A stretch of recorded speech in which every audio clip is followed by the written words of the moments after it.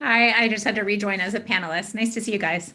Hi, no, you're right on time. Hello, everybody, and happy Friday. Thank you for coming. Happy Friday.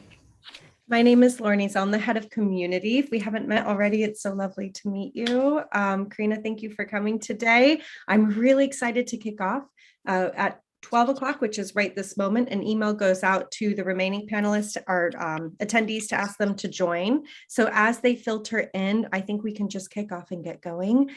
If you wouldn't mind, I would love to go around the room and introduce not only the brands who are here, but the people who are representing them. Tell me, what is your name? What is your title? Where do you work? What's your company about? And a little bit about family life. Why don't we start with Kinedu? Oh, great. Hi, I'm Luis. I'm the founder and CEO of Kinedu. I've been working in early childhood education for the last 12 years. Before Kinedu, I co-founded and ran corporate sponsored childcare centers across Latin America, Mexico, and Colombia mainly. And what we do at Kinedo is basically try to solve play for parents. We know that when you get your first child, you want your baby to do the best that they can. You want them to accomplish their potential. And we know that in early childhood, everything a child does is play. And so we want to foster play, promote play, train you as a parent to play with your baby. And I'll give you a quick example. When you go to a restaurant with your 7 or 8 month old baby, he might grab food or a bottle and just throw it on the side. And it's a frustrating experience. If you get spaghetti on the carpet of the restaurant, you might get stressed as a parent. Your baby's playing. So we may confuse that with bad behavior, and we definitely don't want to reinforce that, but it's all playtime. So with Kinedo, you'll find a lot of playtime ideas that you can do at home, you can do in a park, you can do anywhere. There's small videos that teach you how to play. We have an early childhood assessment that is a very simple tool for parents to use to understand. We have live classes every day on parenting topics such as sleep, nutrition, breastfeeding, lactation, consultancy, baby sign language, etc. And we get you close to coaches and give you one-on-one coaching whenever you need on, again, sleep coaching and topics that may be of interest and stress for parents. So in essence, we want to give you peace of mind. It's hard to be a parent, and we want you all to know that you're doing great and we're there for you. Oh, I love that. You know, kids don't come with a manual, but Kinedu is pretty close. So you should definitely check them out if you haven't already. Dave with Studycat, do you want to go next? Oh, sure. Before I do that, Karina, I love your background. It's making me smile already. That's fantastic. But hello, everybody. I'm Dave Weller. I am the head of engagement at Studycat.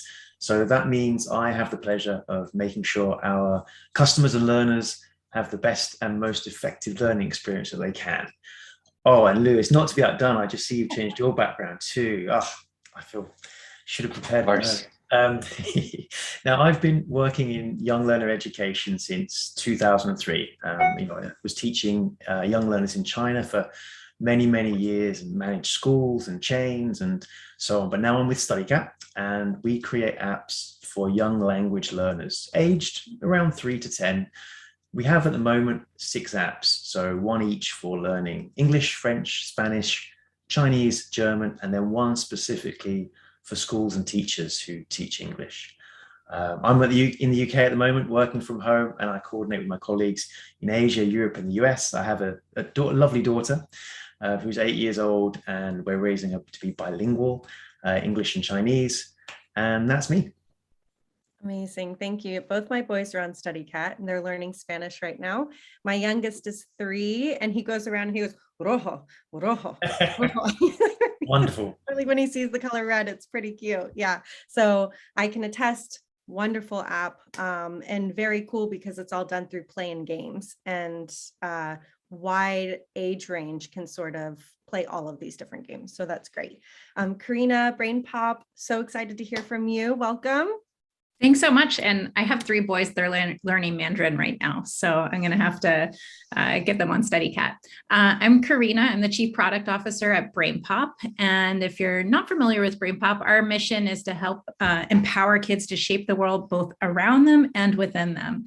So we have over 1,200 animated topics, and they cover everything from science and social studies, math, reading, to also things like social emotional learning and digital citizenship, coding. So really the entire gamut, but kids can go in and learn about what they're curious about. It doesn't matter their background knowledge or their level. We're going to quickly connect with kids and help build up their knowledge about a topic, and then use that curiosity to help them go deeper into learning. So about 30% of US K-8 schools subscribe to BrainPOP. We have a large footprint. It's likely your kids have encountered BrainPOP in school already. And kids can go beyond just building that knowledge to actually then creating and making with that newfound knowledge. So they can create their own BrainPOP movies, they can code projects, create authentic artifacts. And that's really what I'm passionate about, is getting kids to really be empowered to create and make and go deeper with that learning. I love that. And you know, Karina, I think just during the pandemic in general, screen time has been such, it's been something that parents are so worried about, because the kids have increased screen time every single day. I know my kids are on it at least an hour, at least. So having screen time that you can feel good about is amazing as a parent, like such good peace of mind. So well, let's get into it. Thank you so much for introducing yourselves. Let's dive in, because it looks like a lot of our attendees are here. Parents and children have been deeply affected by the pandemic, not even to mention teachers and school administrators. And I'm really excited to talk today about how daily routines were upended, how activities would blur together, and that finding that time and balance at home became something that was nearly impossible. Cue education technology coming in to completely redefine conventional learning. I think that what I would like to see is this discussion grounded in how those advancements in EdTech really helped parents and kids during the pandemic. What worked, what didn't work, and what's here to stay. The people in this room are shaping the industry in the future, and so I'm really excited to hear from you. First question, the education sector rapidly evolved over the last 2 years. Teachers, students, and parents were forced to adapt to online learning models. Schools were forced to provide devices, technical devices for their students. The syllabus had to be changed and modified. And some of these measures really helped everyone get through it. But a lot of these measures left parents, teachers, and students feeling really lost. Karina, can you kick us off and talk about how parents suddenly found themselves as educators at home? Sure. I should start off with, I am a former educator, so I taught both elementary school as well as technology and media studies. And so, the first day or two that we went into remote learning, I have 3 boys in public school.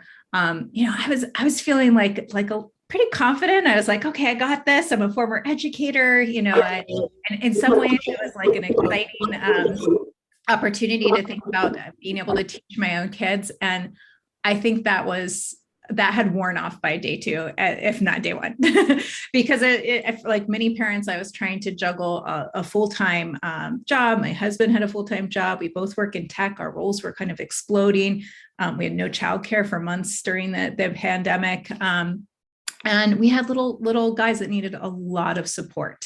So, it took a little while to get up and running with some of the EdTech tools that wound up really serving us during the pandemic. I like to say teachers did about 5 years worth of PD in just several weeks. It was phenomenal what they were learning with this deep desire to serve at the time. But once we, got up and running with things like Clever and Google Classroom and Seesaw, and then of course, learning products and platforms like BrainPOP, it did start to shift. And so I feel extremely privileged that my kids were able to receive assignments from teachers and move through. But I realize what a position of privilege that is, because my kids don't have IEPs. They didn't require accommodations. And so they were very fortunate. I have many friends and know children that were really struggling because they weren't receiving the special education or services that they needed to really thrive during that time. So I think everybody had very different experiences. I had a rule in my house as I was working all the time that if you get stuck, open up a book and read. You just can't barge in a mom while I'm on Zoom all day long. And so in a lot of ways, my kids are kind of swimming on their own. And I had another rule, ask 3 before me, see if you can ask a friend. And that actually applied to parents as well. So I don't know about you guys, but we all set up WhatsApp groups for parents and for each one of my child's teachers. And we would try to ask each other if we understood how to get into the link or the assignment or find something before we would burden the teacher, because we knew how overloaded they were at the time. And that also extended to going and setting up things like Wi-Fi in their homes, a second monitor so they could see children's faces at the same time that they were delivering instruction, just really, really basic stuff that they needed to be successful. Yeah, I love that. Ask 3 before me. I think that's something we can also apply to like just life in general. Yeah, it was tough. I have my eldest son who is 6, has an IEP, and we struggled because we weren't getting sort of the tools and the support that we were getting before. And so it was weird and hard, and so many people were struggling. Dave, do you want to talk about a little bit outside of parents becoming sort of instructors in the home? What other challenges were families facing?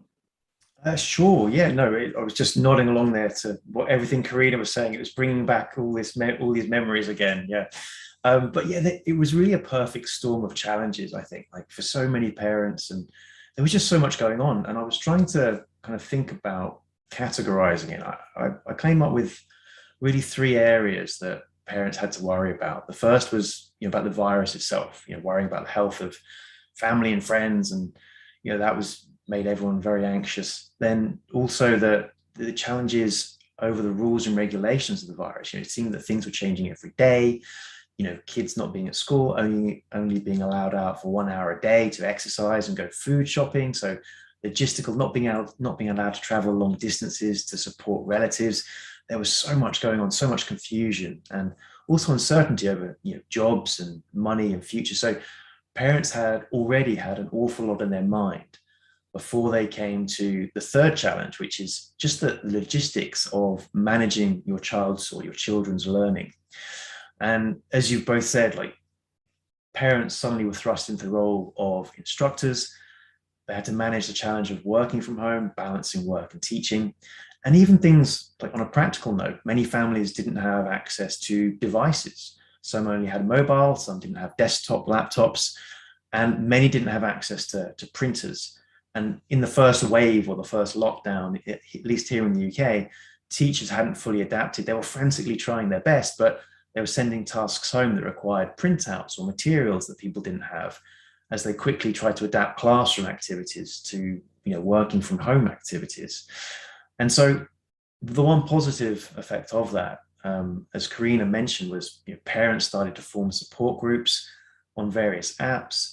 Our neighborhood came together. We were printing off worksheets for each other and sort of running them around and sort of socially distanced way and posting them through the letterbox. And it was great to see that kind of real working together spirit. But let's say the first wave was very difficult. The second wave and the second lockdown was much better, as Karina said, teachers had so much PD in that first few months that it was much more practice the second time round. But altogether, a perfect storm of challenges. And there was always that nagging doubt that we should and could be doing more. Yeah. And it was interesting when you said it, like, brought up a memory from trauma that I had pushed past the back of my brain. But my son, who's 6, all of a sudden was at school online, and my husband was no longer in the office, but he was at home online, and so was I. And all of a sudden, like, our Wi-Fi was so slow. We had so many Wi-Fi issues. And I remember thinking, this is impossible. The computers are constantly going offline and we can't get anything done. It was hard. It was. Yeah. Louis, can you talk a little bit about the role that parents were playing with early childhood development during the pandemic? What did that look like? Sure. And I think that, David, you raised some really great points and talk a little bit about the roles of teacher. If you think about the roles of early childhood educators, if you have a 1-year-old in your daycare or a 2-year-old or a 3-year-old in your preschool, the effectiveness of remote instruction is just dropping dramatically. And unfortunately for parents like myself, when the pandemic started, I had 3 kids under 4. we had to stay with our kids at home. And as I think I mentioned in my intro, it's children develop through play.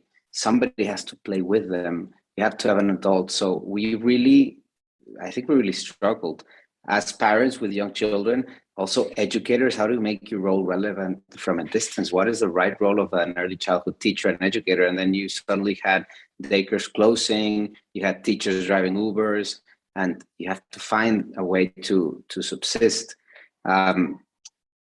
It became a very interesting place to be, in the sense that parents needed to have all the PD that Karina and David mentioned that teachers needed, because not all parents know what to do with kids. You don't know what to do with our own kids. Imagine what happens when we have all the neighborhood's kids gathered together.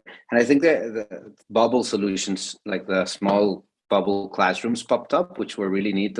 We were part of this bubble classroom with 7 or 8 parents. We hired a teacher that came to the bubble and spent time with their kids for 6 hours. But this didn't happen until August. So again, like David mentioned, the first wave was just very hard. We had to be at home. My children would be, they get bored, they fight between each other. You have to be there. You have to be working. My wife had to be working. She had to be with my kids.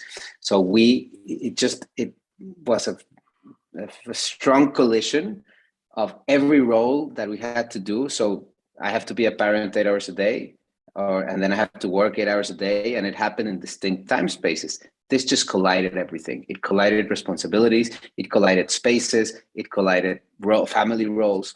So that became really hard. And we talk a lot about, well, parents should know or could know, or we could train them to know how to play and know what's coming and plan developmental days, etc.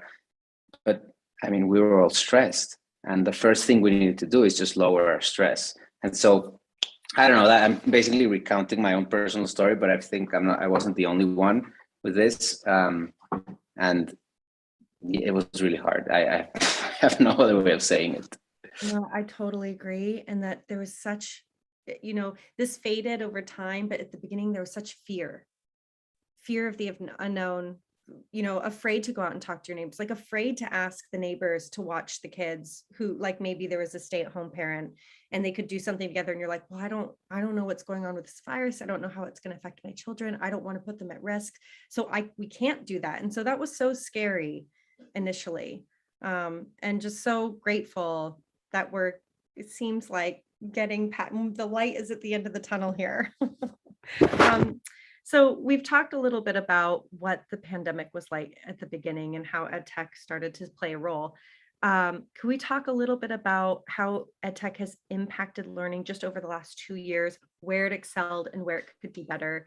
And Dave, maybe you could start us and talk a little bit about the efficacy of learning at home, or not, the communication piece and maybe that mental health aspect. Sure. Yeah. Well, I think Luis has already touched on this as well. But yeah, absolutely. I'm a firm believer that learning at home or online with EdTech can be very, very effective if done under the ideal conditions. But what we saw in the lockdown was most definitely not ideal. We had no preparation time, nor did teachers and schools. The rules that teachers were sending out changed daily as they found new and better ways to, which apps to use, which LMS to use, which specifically, it was very confused. And all the other challenges you spoke about fed into that. So really, I'm not sure how much learning was achieved in general, but in my household, it really wasn't that great. My daughter's school struggled to start online teaching. We started out with great intentions. We drew up a daily schedule together with the whole family there, saying, oh, let's put this here, let's do this, let's do some exercise in the morning. And that was great. But by the end of the first week, that all went out the window, and really, my daughter was sort of perched here at the edge of my desk doing her homework a lot of the time. The great thing was all my colleagues that I was chatting with on Zoom got to meet her, and all the kids kind of popped up on the Zoom with heads sticking in and out, which was, you just learned that meetings were going to be interrupted, and that was the new standard. But as to the actual effectiveness of learning during this period, I actually saw a report that was released last month by a university, Leeds University in the UK, they've actually found that in the UK, 2/3 of children that were 6 years old when at the start of the pandemic, which was the same age as my daughter when the pandemic started, fallen behind in foundational skills. Everything from literacy, maths, communication, language, but also personal, social, and emotional development. And of course, the ongoing effect of this is the worry about how do parents help their children catch up, what can schools do, and so on. There just seems to be this huge backlog, and it's almost set back an entire generation quite a way in so many skills. So when that is compounded with everything that's happened in the pandemic, it makes everybody very anxious. And of course, the mental health issues, we're still discovering what they are and how best to help both children and parents that have gone through this. And while you were saying that, I just realized how many of our kindergartner friends here at home are retaking kindergarten. They're going to take the year over again because they felt like the kids just didn't get what they were supposed to get out of it. And a lot of our parent friends are having their kids redo the school year. So that's also like a really interesting effect that has come out of this. Luis, can you speak a little bit to the rise of live sessions and how they've made an impact? And do you think that they're here to stay? Yeah, and I'm going to connect it with what David was touching upon, and I feel it's a missed opportunity what I'm going to talk about. But I'm going to talk about PreK, which is what I know, 0 to 5, and I have kids that age. That's what their business does. But I'll give you the example. My kids, when they went back to school during the pandemic in August, the school had figured their stuff out, so they would have. My kids at that time were 4 and 5 year olds, the twins, and they started school on Zoom. So they started at 8:30 in the morning, and for the first 2 weeks, it was an hour, then an hour and a half, then 2 hours. And so they would sit beyond the screen. And my wife and I had figured out the pods thing. So we would take them to a pod at 11 or 11:30, and they would have playtime with the teacher there. And then we were lucky because a few months in, some classes started to happen, like tennis class that was outdoors, and when the pandemic subsided. So we had this really neat structure where you had academic instruction for 2 hours, 2.5 hours. Then you had a pod, which was mostly playtime, recess with some intent. And then you had like extracurriculars. And now that pandemic is over, we're back to school. My kids are 8 hours a day at school from 7 in the morning to 3 p.m. And I actually lamented the lack of reflection on why do kids need to stay 8 hours in the same classroom? Couldn't we do some sort of structure where you separate the different role of it, or the different role that education does in early childhood? Because in early childhood, you had a school being a childcare place, you have academic instruction, you have playtime, you have socialization, and it's all bundled up in this 8-hour thing that sort of makes me wake up at 6:30 in the morning to take my kids to school, which I don't like. But anyway, that's another conversation. But I think there's a missed opportunity in how to maximize, how to, I don't know, maybe do a 4-day school week. And I know I'm talking from a place of privilege that my kids can do other things. And I know that a lot of kids, it's better that they have to be in school, and that's the place where they get lunch. But there is such a thing. We missed an opportunity to innovate on the way we define the role of school, the way we define the structure of school, and the way we define our attendance to schools. And I think live classes is a place where that's the missed opportunity, because we all talk about how screen time is bad. And I mean, yeah, depends on the context. Like nothing is good or bad by itself. Even in early childhood, we started with no screen 0 to 4, then we moved to 0 to 3, then we moved to 0 to 2, and now it's no screen 0 to 1. But between 1 year and 3 years, it's with an accompanying adult and an interaction with it, or it's a FaceTime call. And I think that just we need to really, I hope we don't miss this opportunity to reevaluate how we structure the academic and the educational experience, because it's not just about learning the ABCs, it's not just about learning words and language, it's about how a human develops, and that is much more than just the alphabet and numbers. And I think we're missing out on that opportunity. Yes, Such a strong agree. So my youngest was 3 at the start of the pandemic, and in my town, my 2 older boys were in 1st grade and 5th grade at the time in public school, but we don't have universal pre-K where I live. So my 3-year-old, we stuck him in forest school, and he was outside all day, every day throughout the pandemic without interruption. So fully masked, but outdoors and with peers, socially distanced. And he, wore his full Scandinavian snowsuit out in sub-zero weather, out in the rain, and they were just outside every day, and it was phenomenal. My husband and I joked that he was our feral child because he had such a different experience from our other 2. But we kind of rethought everything, like you were saying. And similarly, my oldest, who was in 5th grade at the time, he was pretty much in Zoom school most of the day. So he woke up early. He became really passionate about bird watching during the pandemic. And he was doing these cool, like virtual field trips to Costa Rica to do early morning bird watching runs with experts, and so kids got to explore some new stuff. And, whether it was through screens or outside of screens, it was just kind of a time to be able to rethink some things like that. Oh, wow, I'm jealous. I want to go on that forest school. It was pretty incredible. But, when I was a teacher, that was how I taught as well. So my kids went on field trips every month, took them camping out in the woods for 4 days. Some of them had never seen a deer or something like that. And they're grown up now. But if you ask them what they remember from school, it's not necessarily going to be the test they took or the assignment they did. It's going to be those experiences where we got out in the world. I love where this conversation is going. I completely agree. We're the same, Karina. My youngest was in a private preschool because we also don't have universal pre-K. And they decided they were going to run everything outdoors. And so they moved all the classes outside, they ate outside, learned outside, played outside. They only went inside to use the restroom. That was it.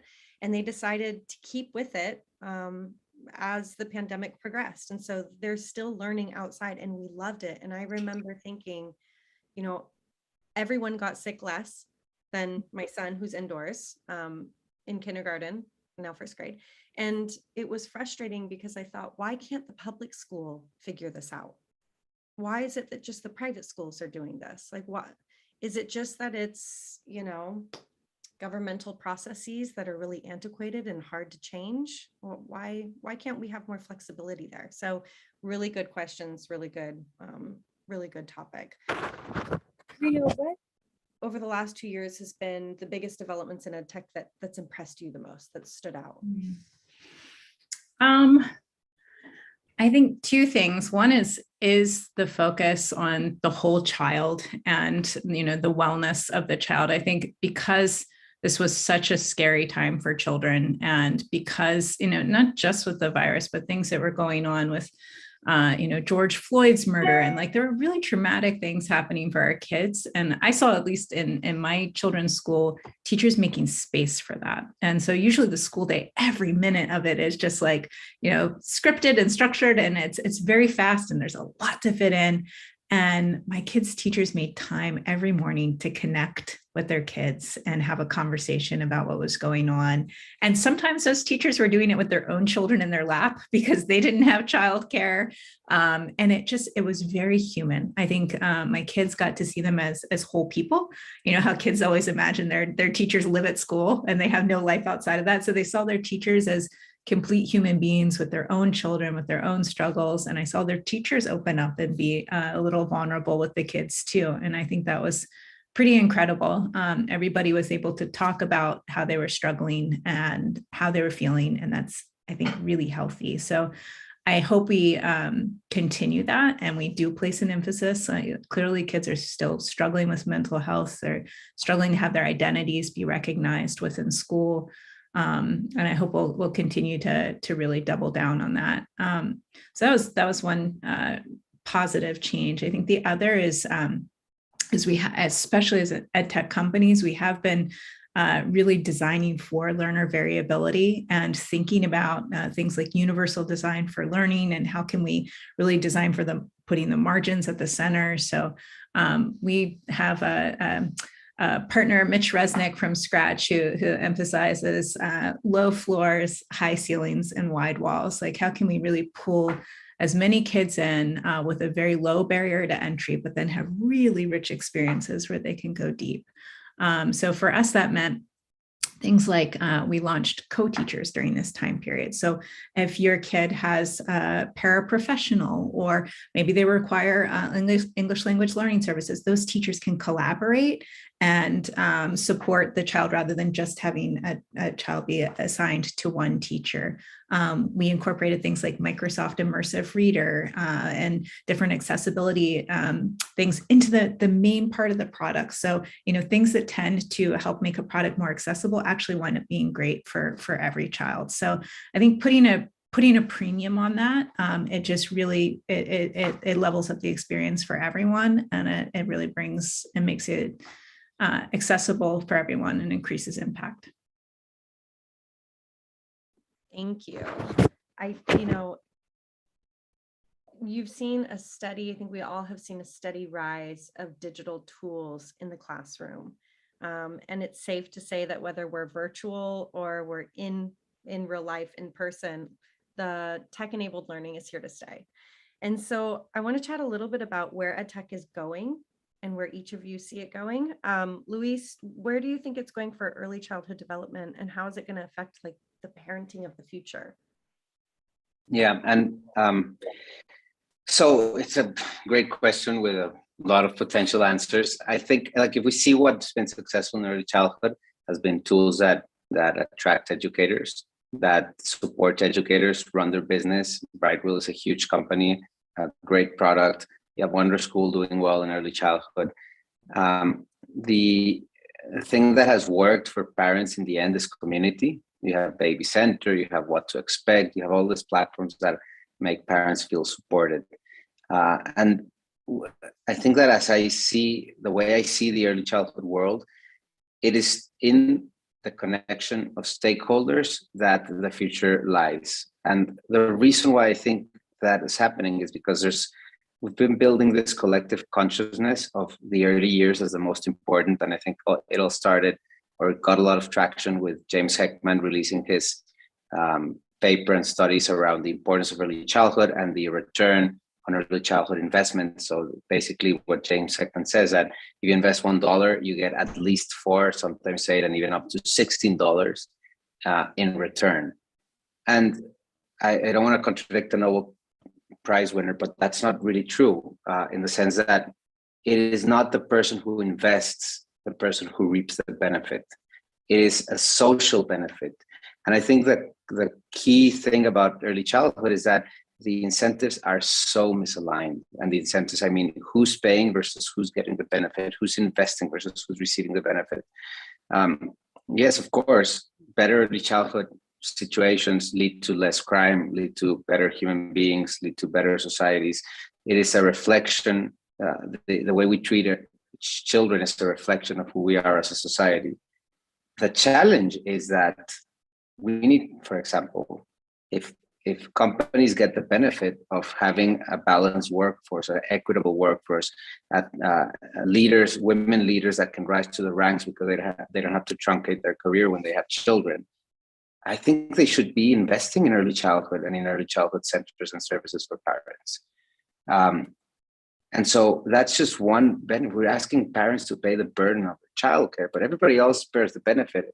And it's just a cost for them. And it's terrible. It's a terrible situation. And it's why early childhood doesn't take off.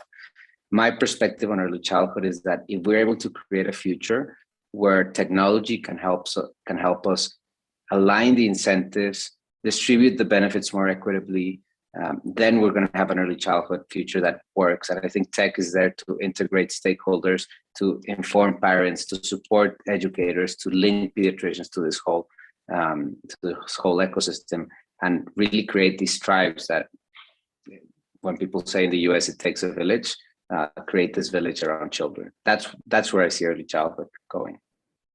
That was beautifully said, like just beautifully said. And I totally agree. It's such a burden on parents to find good childcare for their kids who are 0 to 5. And my husband and I were talking about this just the other day, just how expensive it's gotten. And you're on a wait list. We were pregnant touring facilities, and we were on a wait list for like 6 to 8 months minimum when we were living in Portland, Oregon. I remember thinking like, this is crazy. We may not get in. I don't know what we're going to do with them. And that was tough. Karina, where do you see this going in the education sector, and how will technology change learning environments of the future? What do you think? It's funny. I just got back from what's kind of like the biggest EdTech investor hype conference of the year, ASU GSV. I got in at 3 a.m. And so I know I should say like the metaverse and like all the buzzwords I've been hearing all week. But honestly, I think when I think about where we should be going in the future, it's really like focusing on the connection, So I think any technology that can foster a connection, whether it's kids connecting to themselves, to really understand themselves, to understand content and what they're curious about, and how they want to go deeper, connecting to their peers, having an authentic connection with their teacher. I mean, when I was a teacher, that's what I wanted with my kids. I wanted to connect with them because I knew if they were connected and engaged, they were going to have much better learning outcomes. So thinking about how technology can authentically build those connections. I think thinking about how technology can move into the types of assessments we need for the future. So rather than just assessing what kids know, really assessing things like creative thinking, like how many new and novel ideas can kids really come up with and push the boundaries there. And then I think certainly there's this opportunity to personalize learning. And that kind of comes back again, like personalize it for the purpose of really being able to help deepen the paths that kids are curious and excited about, and not have a one size for all curriculum. I really like that. We have summer camps coming up because school's going to be out soon. And so all my friends and I are getting together and trying to figure out, since our kids are in the same school together in the same year, can we get them into different summer camps? And, we have all the average ones, but I just asked my kids, what do you want to do? Like, what do you want to do? What do you want to learn? And my eldest is just so excited about the ocean. He wants to do marine biology camp. He wants to do ocean camp. And so I said, I'm so sorry to our friends, do something together, but I want to sign him up for beach camp and ocean camp and down at the Marine Institute. And he's just so excited. And I wish there were more opportunities for him to do that in a school setting and to learn about the things that he's really curious about. So it's just kind of nice to ask your kids, what do you want to learn? Like, what do you like? What are the things that you want to do more of? Thank you. So Dave, where do you see things going in terms of not just language learning, but just using technology to build skill sets? Oh, good one. Well, first of all, I also like to echo, I love what Karina just said. I'm a huge advocate of that connection-centered approach rather than like the old-fashioned teacher-centered or even student-centered approach, right?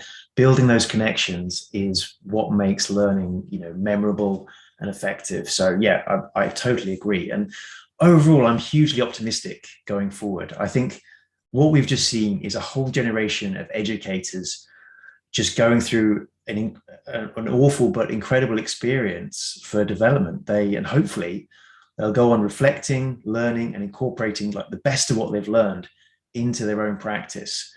And I'm sure it'll be the same for EdTech companies. I know we have been doing that at Studycat. And hopefully when we see these best practices becoming more widely used, it will just benefit the learners. Things like learning outside, having that more humanistic side to teaching. And hopefully when you match that practical experience and the combined reflection of that, you match that with what EdTech can offer, it'll be very powerful. EdTech offers something that's very, very hard, if not impossible, to achieve in a normal classroom setting. And specifically what I mean there are things like adaptive personalized learning, learning that responds to the learner in real time, an increasing level of challenge as they need it, engaging content, gamified rewards, formative assessment, and parental reporting, all these things that a teacher who has 20, 30 children in a class, it's impossible for them to do. And for language learning specifically, there's a lot of really exciting developments. And apps like Studycat give a fantastic foundation in the basics. So literacy, things like spelling, reading, grammar, pronunciation, vocabulary building. The only thing missing is that real life social interaction. But hopefully, as I say, if we combine the two approaches, then EdTech can better build those foundations. And for me, I think EdTech fills in those gaps. So I would say, yeah, that's pretty much it. For engagement, EdTech is wonderful. You know how your kids have been glued to the screen throughout the whole pandemic?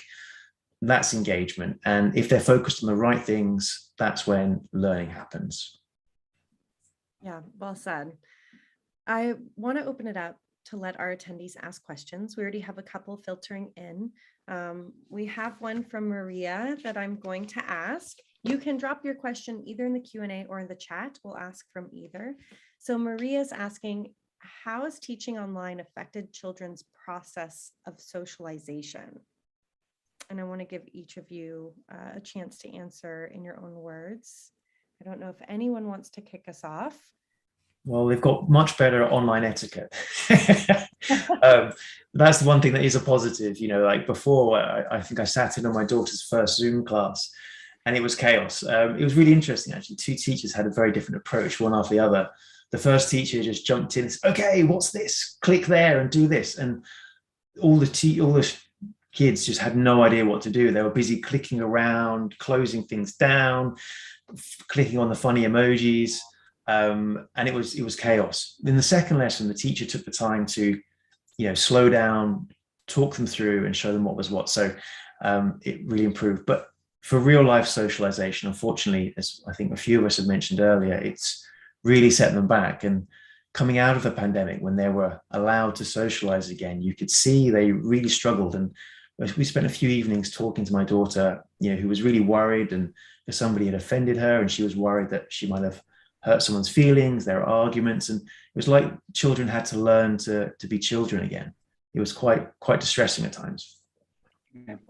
Yeah, I think that, the answer I would give is it depends. Unfortunately, it's not a great answer. But one of the key things to understand is socialization. It's not a trait, it's a skill. And so if we don't give children the opportunity to interact, they don't get the ability to read human body language, micro expressions from your face. And so that sort of playing field was very protracted and very limited for children. We did learn some other things that are important in socialization. Like David said, hey, how to wait your turn, how to raise your hand on Zoom. Like these are all also social skills, social emotional skills. So it depends. And then there's another dimension, which is, was the child an extrovert or an introvert? Because some children thrive when they didn't have to absorb all that energy for 8 hours a day. Some children did not. And Karina mentioned mental health issues, and I think that it's a skill. It's a skill with different dimensions.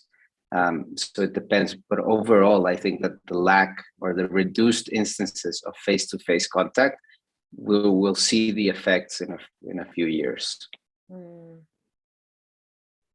What do you think, Karina? Do you have any thoughts on?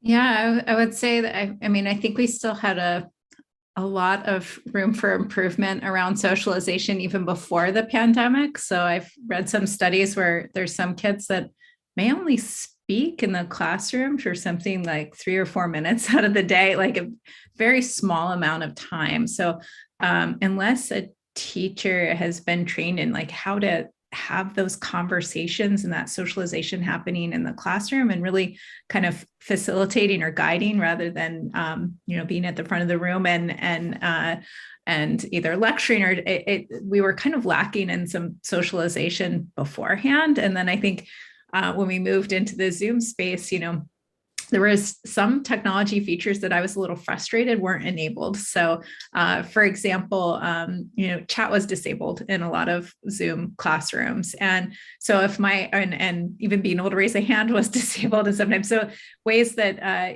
kids were sometimes passively receiving versus able to like really go into breakout rooms and, speak with one another. So I think there's a lot of room for growth in terms of how we bring more socialization into online learning, into the classroom in general, so that we're focused on small groups and getting kids speaking, especially for English language learners. Like it's all about conversation, right or wrong, as much as possible, and making sure children are heard and have a voice and have agency over what they're doing, online or in person, I would say. When you were talking, Karina, it just reminded me of my nephew who was in 2nd grade, and watching him on a Zoom class. My sister called me and she's like, I have this big important meeting. I have no one to watch Eiler. Can you come and watch him? He'll be on Zoom. It will be fine. You just have to sit there. I'm like, no problem. And so I came over and I sat down with him, and just watching him on Zoom was so interesting. And the teacher was really great and made it a point of asking questions. Eiler, did you understand that, that chapter that we just read? What did you think about how Bobby reacted? And she was like making a point to ask each of the kids and trying to get them to engage with each other. It was tough. It was really tough. And I mean, technology can help with that. So we just recently launched a feature called Pause Points. So we have these animated movies, and we built in pause points for the movie to stop and a conversation to happen. And that could happen, with voices or writing or answering a question, but like really just ensuring that we're baking in engagement and socialization into the EdTech platforms. And because teachers do know how to do that in person, when they do a read aloud, they might pause and have kids turn and talk to their neighbor. So how can we take all those best practices and really productize them and enforce that socialization into the online experience? That's awesome. We have another question from Maria. What do you think is going to happen if teaching online just becomes more prominent?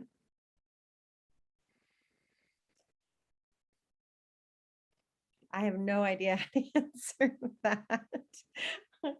I mean, I like the fact that my kids have access to education online.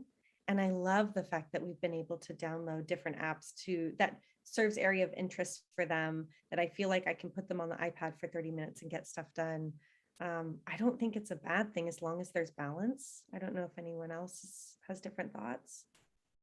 I think it depends. If we can facilitate something happening online that we couldn't have happen at scale, there could be a benefit. So from BrainPOP, for example, you can go into 3D worlds and participate in an archaeological dig, and that might not be something that you can do in the classroom or at home. So like, how can we expand kids' experiences and have them have access to experts or things that might be very difficult to do in person? I think the other positive that's come out of this, Louise, is no, go ahead.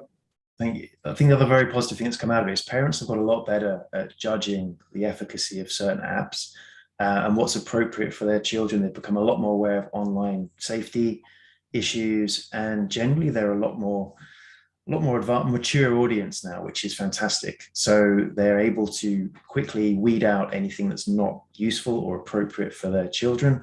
And yeah, hopefully they'll take that knowledge forward, and it'll only be beneficial for the learners. Yeah, and I think that you don't want necessarily more online. It depends. But if you have an online class that's giving access to people that couldn't have access to this before, being online and doing it online helps people be more productive and save time or save costs or doing it more efficiently. And if you can leverage online to be personalized, then you have some magic there. But I mean, it's incredible to bird watching tours in Costa Rica. That sounds like an amazing experience. I can't do that from home. I can't just go bird watching on the street. It doesn't make a lot of sense. So there's a ton of opportunities that I think could be, but it's not about the medium. It's about the end goal. What do we want to achieve with the online classes? Yeah, and it's interesting. We have a Leapfrog product here at home that I wouldn't have thought as education technology, but of course it is. And it's a smart globe. And so it has a stylus, and you can tap. My son, who's 6, absolutely loves it. And you can tap different, not only continents, but parts of the ocean and countries. And it has a little screen at the bottom, and it'll tell you all about the culture about the continent, about the country, about the people that live there, about the animals you can find there. I mean, it's amazing. And he'll play with it for 10 minutes a day. And we were walking somewhere and there was a map of the world. And he goes, oh, look, that's South America. And he points to South America. And I was like, oh, most Americans couldn't tell you that. Feeling like I'm doing pretty good, at least putting him in front of the right things. So, you know, I think that education, technology, being online, leveraging technology to help your kids learn, it's a positive thing if we can get it right. I know there's not any more questions that I'm seeing pop in, but I did want to give our panelists a chance to talk openly for a moment. Karina, maybe you could start and talk about if there is one thing that you want attendees to walk away from today knowing, what would that one thing be?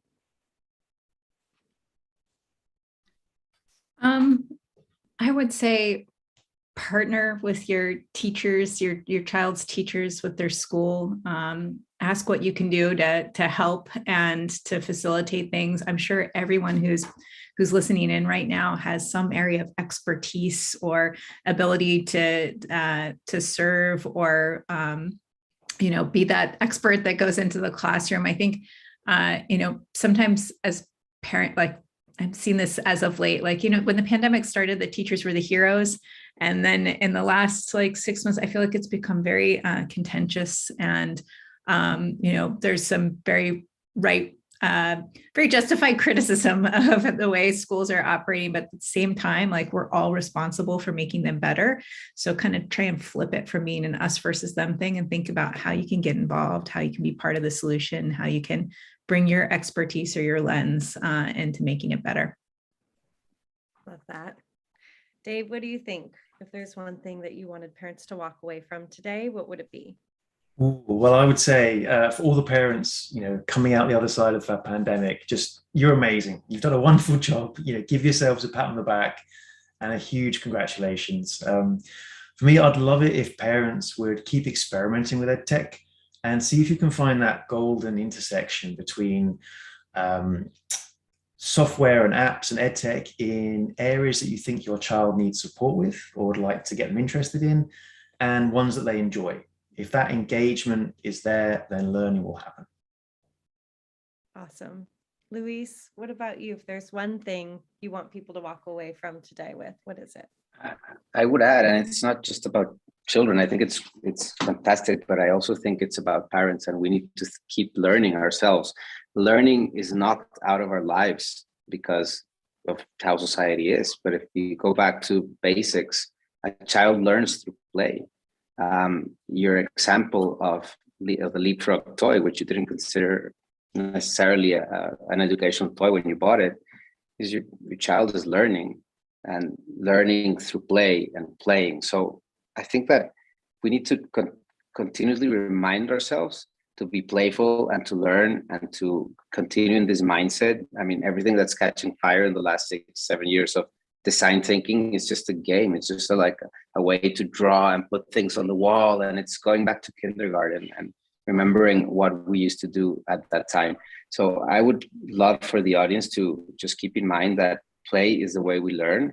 And if we keep a playful attitude, we'll continuously be learning and experimenting and growing ourselves as people. That's wonderful. There was one last question. I think we have a few more minutes, so maybe we could answer it before we go. But Maria wanted to know, can you see any disadvantages about teaching online? And maybe it's a good opportunity just to give parents, oh, and Jamie asked a question. Okay, we have 2 more questions. So why don't we talk about disadvantages of teaching online? What do parents need to be aware about? So maybe some red flags. Well, I think looking at socialization, that's something we've covered already a little bit, but I think that's the biggest disadvantage is while your child can get a lot of knowledge, there's not as many skills they can pick up if they're just in front of the computer. You know, they need to put those into practice. And a lot of that time that comes through social interaction, especially in my field, like language learning. We had, you know, one of the leading thinkers like Vygotsky was just talked about how important social interaction is and how language is built on interactions. And without that, you simply can't learn. So some subjects you'll be able to get maybe a few fundamentals, but the rest is carried by interaction. What about you, Karina? Do you have any red flags or comments around disadvantages around learning online? I'd say know your child, because I think, I mean, I have 3 kids and they each went through online learning and remote learning so differently and had very different needs. So, you know, my oldest would kind of race through what was required of him for the day, finish his assignments, and then read, you know, and my middle child is my social butterfly, and he was feeling like he was hurting from the social lack of socialization and hesitant to speak up if he got stuck. And so I think, you know, be cognizant of how your child is responding, what their needs are, engage in conversations with them. I think they quite often can articulate what it is that they feel like is working or not working for them. So just talk to them about it and try and fill in the gaps. Awesome. Thank you. And Luis, what do you think? Do you have anything to add there? No, I think they pretty much covered it. It's just balance and a healthy relationship with your children. Yeah, awesome.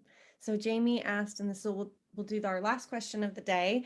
Do you see public schools investing more money into EdTech programs as the pandemic wanes, or do you think it will revert back to pre-pandemic norms? Well, government budgets are always a tricky one to predict. You know, I'd love to say yes, they're going to be investing more, and the Studycat would love that as well for our schools program. But unfortunately, I'd hate to predict. I think it would be a great thing to invest in, but I think it's competing with so many other priorities at the moment. It would be hard for me to, if I was a gambling man, I wouldn't bet on it. I think there'll be a consolidation. So I think during the certainly during the pandemic, schools quickly started using everything under the sun and a ton of free resources. And I think there is more knowledge now around what works or doesn't work. And there's some efficacy around what is effective and actually generating learning outcomes. So I think we'll see a winnowing down of, you know, the 1,000 apps that a school district might be using to those that are actually, 1, getting used, and 2, showing actual learning outcomes. What do you think, Luis? I don't know the school system in the US that well, but knowing the Mexican school system, I wouldn't bet on it, like David was mentioning. If the question is referring to the percentage of expenditures into EdTech, I don't think that's going to grow. If you look at public school systems, it's either infrastructure that makes flashy buildings or teacher salary is the first priority. So EdTech, and particularly the way people are going back to school, not very favored there, I think. Well, there you have it, Jamie. Wah, wah. But I think there is amazing ways that EdTech is being used outside of school.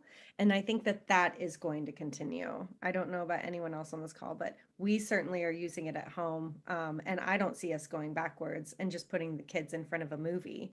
It's so much more enjoyable for them and for us to put them in front of something where they're gaining new skill sets or thinking about something in a different way, or, you know, testing their sort of knowledge. So I definitely agree. That's a secondary effect. I think the schools are sneakily hoping that the parents will pick up the financial responsibility of apps from the EdTech world. And of course, as we mentioned earlier, the parent support groups, parents are always exchanging information about what works for them, what's, you know, the older brothers and sisters are, you know, the test pilot for the younger ones. And so there's a lot of parent support out there. And so, you know, tap into your local community, reach out to people or parents whose children you know has had success in the areas that you're looking for your child to go into, and go that way, I think, rather than waiting for the schools to take action. Yeah, I think that's a good point. Well, I can't thank you all enough for spending time today and sharing your insights and your knowledge. It's been such a wonderful discussion. I hope our attendees have really enjoyed it. I can see that they're saying thank you in the comments, that they enjoyed the conversation as well. Appreciate you all so much. I hope you have a wonderful Friday. We'll make sure that this recording is available next week, and I'll send it out to everybody, to our panelists. Thank you so much and have a great day, everyone. Thanks so much. Bye, Thank you. everybody. Been